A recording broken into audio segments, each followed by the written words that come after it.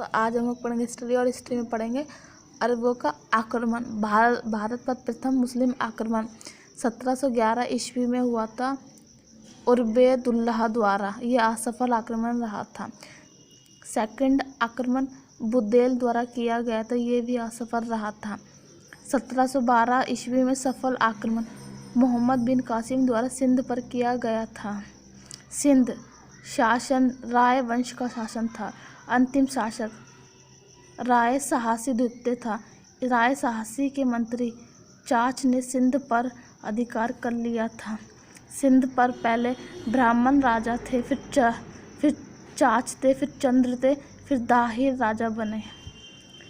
सिंध का वर्णन हमें चचनामा में मिलता है। इसके लेखक अली अहमद थे, जिसे अली वी के नाम से भी जाना जाता है। 1712 ईस्वी में मोहम्मद बिन कासिम ने दाहिर पर आक्रमण किया था। मोहम्मद बिन कासिम के सेनापति उत्तरी पश्चिमी प्रांत के अध्यक्ष थे। अल हजाज का सेनापति था।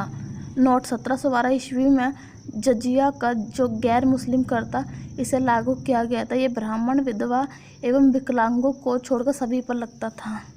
मोहम्मद बिन कासिम के आक्रमण किया था। देवल आक्रमण 712 ईस्वी में हुआ था। रावर आक्रमण 20 जून 1712 ईस्वी में हुआ था। इसमें दाहिर की मृत्यु हुई थी और मोहम्मद बिन कासिम की जीत हुई थी। ब्रह्मणाबाद आक्रमण जय सिंह जो दाहिर का पुत्र था, मोहम्मद बिन कासिम जीता था। दाहिर की दूसरी विधवा लाड देवी एवं 2 पुत्रियों को कैद कर लिया था। 2 पुत्रियों का नाम था सूर्यमाला सूर्य देवी, परमल देवी। खलीफा मंसूर का समय ब्रह्मगुप्त द्वारा रचित ब्रह्म सिद्धांत और श्रीहर्ष द्वारा खंड खाद्य, इन दोनों द्वारा रचित है। अरब विद्वान इसे अरब ले गए थे। इसका फिर अनुवाद अरबी में करवाया था। मोहम्मद बिन कासिम द्वारा दिरहम मुद्रा चलाई गई थी। सोने के सिक्के होते दिरहम। अरब आक्रमण का प्रभाव ऊँटों को पालने की शुरुआत हुई थी। खजूर की खेती करने की शुरुआत। दशमलव सिद्धांत आया था। मानचित्र कला का विकास हुआ था। तुर्कों का आक्रमण निवास स्थान चीन से उत्तर पश्चिमी सीमाओं पर रहते थे। प्रवृत्ति लड़ाकू एवं बर्बर थे।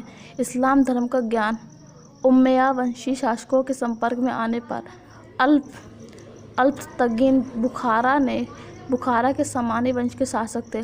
अब्दुल मालिक का गुलाम था। मृत्यु 961 ईस्वी में हुई थी। उत्तराधिकार का संघर्ष भाई मंसूर जीत गया तो चाच हार गया था। संयोग अल्पतगीन ने 800 वफादार सैनिकों के साथ अफगान के नगर गजनी में आकर बस जाता था। गजनवी वंश की स्थापना की थी। धन्यवाद।